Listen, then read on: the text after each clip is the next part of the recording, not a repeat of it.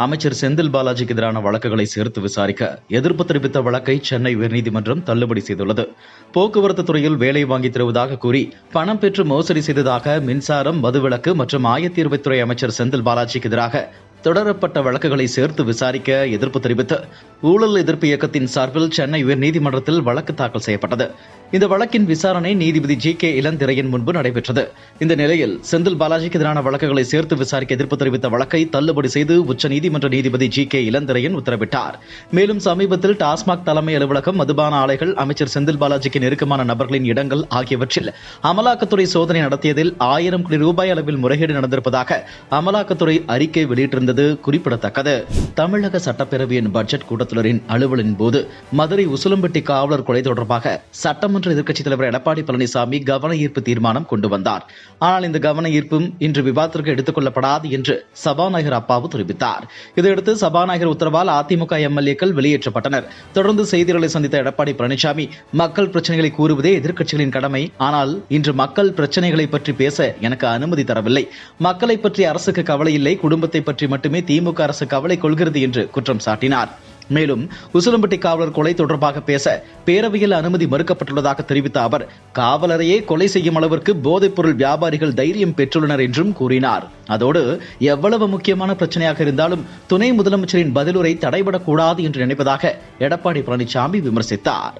தூய்மை பணியாளர்களை தொழில் முனைவோர் ஆக்குகிறோம் என்ற பெயரில் மாபெரும் ஊழலை செல்வ பெருந்தகை அரங்கேற்றியிருப்பதாக அண்ணாமலை குற்றம் சாட்டியுள்ளார். இது தொடர்பாக தமிழக பாஜக தலைவர் அண்ணாமலை வெளியிட்டுள்ள எக்ஸ்தல பதிவில், தூய்மை பணியாளர்களை தொழில் முனைவோர் ஆக்குகிறோம் என்ற பெயரில் ஒரு மாபெரும் ஊழலை அரங்கேற்றியிருக்கிறார் தமிழக காங்கிரஸ் கட்சியின் தலைவர் செல்வ பெருந்தகை.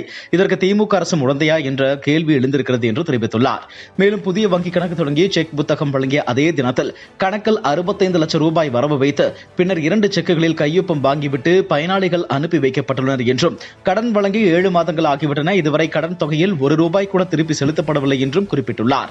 அதோடு கூட்டுறவு வங்கிகள் எந்தவித பிணையும் இல்லாமல் இத்தனை பேருக்கு தலா 65 லட்சம் ரூபாயை எந்த அடிப்படையில் வழங்கியது என கேள்வி எழுப்பியுள்ள அண்ணாமலை, உண்மையில் கடன் பெற்றவர்கள் தூய்மை பணியாளர்கள் தானா என்ற சந்தேகம் இருப்பதாகவும் கூறியுள்ளார்.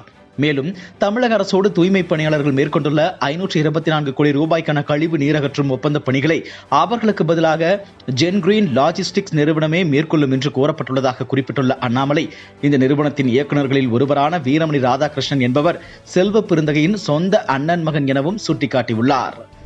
2026 தமிழக சட்டப்பேரவை தேர்தலில் 2 கட்சிகளுக்கு இடையில் மட்டுமே போட்டி, ஒன்று தாவேகா மற்றொன்று திமுக என தாவேகா தலைவர் விஜய் கூறியுள்ளார். தமிழக வெற்றி கழகத்தின் முதல் பொதுக்குழு செயற்குழு கூட்டம் திருவான்மையூரில் நடைபெற்றது. இதில் அக்கட்சியின் தலைவர் விஜய் பேசும்போது, மாண்புமிகு மன்னராட்சி முதலமைச்சர் அவர்களே, மாண்புமிகு முத்துவேல் கருணாநிதி ஸ்டாலின் அவர்களே, பெயரை மட்டும் கம்பீரமாக சொன்னால் பத்தாது, செயலிலும் ஆட்சியிலும் அதை காண்பிக்க வேண்டும் என்று கடுமையாக விமர்சித்தார். மேலும் ஒன்றிய பாஜக ஆட்சியை பாசிச ஆட்சி என அடிக்கடி அரைக்கூவல் விடுத்துவிட்டு இங்கு நீங்கள் செய்வது மட்டும் என்ன ஆட்சி என கேள்வி எழுப்பிய விஜய், அதற்கு கொஞ்சம் கூட குறைவில்லாத அதே பாசிச ஆட்சிதான் என கூறினார்.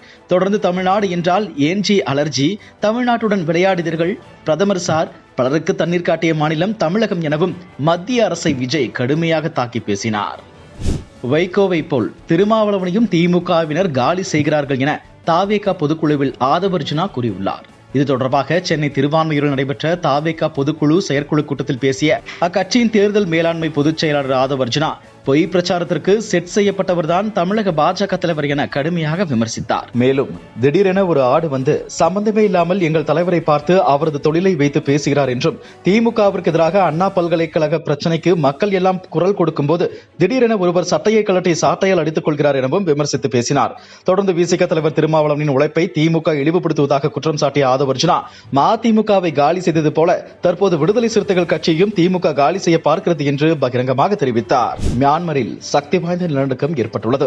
7.2 ரிக்டர் அளவிலான நிலநடுக்கம் ஏற்பட்டுள்ள நிலையில் பாங்காக் நகரில் பல அடுக்குமாடி கட்டடம் இடிந்து தரைமட்டமானதால் அங்கு அச்சம் நிலவி வருகிறது.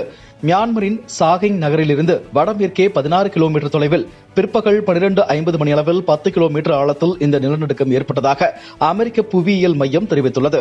மொத்தம் 2 முறை நிலநடுக்கம் உணரப்பட்டதாக கூறப்படுகிறது. இதில் முதல் நில அதிர்வு ரிக்டர் அளவில் 7.2 ஆகவும், இரண்டாவது அதிர்வு ரிக்டர் அளவில் 6.4 பதிவாகியுள்ளது. இதேபோல பாங்காக் நகரில் தற்போது கட்டப்பட்டு வந்த ஒரு கட்டிடம் முழுவதுமாக சரிந்து விழுந்துள்ளது. இதில் பலர் சிக்கியுள்ளதாக தகவல் வெளியாகியுள்ளது. இந்த நிலையில் மியான்மர், தாய்லாந்தில் ஏற்பட்ட பூகம்பம் சம்பவம் குறித்து பிரதமர் நரேந்திர மோடி கவலை தெரிவித்துள்ளார். நிலநடுக்கம் ஏற்பட்ட பகுதிகளில் அனைவரின் பாதுகாப்பு நல்வாழ்வுக்காக வேண்டுகிறேன் எனவும் பாதிக்கப்பட்ட நாடுகளுக்கு தேவையான உதவிகள் உடனடியாக வழங்கப்படும் எனவும் பிரதமர் மோடி தனது சமூக வலைதள பக்கத்தின் வாயிலாக கூறியுள்ளார். கோவையில் உயர் ரக போதைப் பொருட்கள் விற்ற 7 பேர் கைது செய்யப்பட்டுள்ளனர். இதில் பொருளாதார குற்றப்பிரிவு பெண் சிறப்பு எஸ்ஐ விஜயலட்சுமி மகன் மகாவிஷ்ணு உட்பட 7 பேர் கைது செய்யப்பட்டுள்ளனர். மேலும் இதுகுறித்து செய்தியாளர்களுக்கு பேட்டியளித்த கோவை மாநகர காவல் ஆணையாளர் சரவண சுந்தர், கைது செய்யப்பட்ட 7 பேரிடமிருந்து உயர் ரக போதைப் பொருட்கள் 25 லட்சம் ரூபாய் ரொக்கம், பணம் என்னும் இயந்திரம், 12 செல்போன்கள், 3 கார்கள் ஆகியவை பறிமுதல் செய்யப்பட்டுள்ளதாக தெரிவித்துள்ளார். மேலும் இவர்கள் மும்பையில் இருந்து ஆர்டர் செய்து போதைப் பொருட்களை வாங்குவதாகவும் அதற்காக ஆன்லைன் மூலம் பண பரிவர்த்தனைகள் நடைபெற்றுள்ளதாகவும், சுமார் 1.5 வருடங்கள் இதனை செய்து வந்துள்ள இவர்களில் சிலர் டாக்ஸி ஓட்டுநர்களாகவும் கிரிக்கெட்டர்களாகவும் ஐடி நிறுவனத்தில் பணிபுரிந்து வருவதாகவும் கோவை மாநகர காவல் ஆணையாளர் சரவண சுந்தர் தெரிவித்துள்ளார். இதுபோன்ற செய்திகளை மேலும் தெரிந்து கொள்ள எங்களது யூடியூப், ஃபேஸ்புக் மற்றும் ட்விட்டர் ஆப்களை சப்ஸ்கிரைப் செய்யவும்.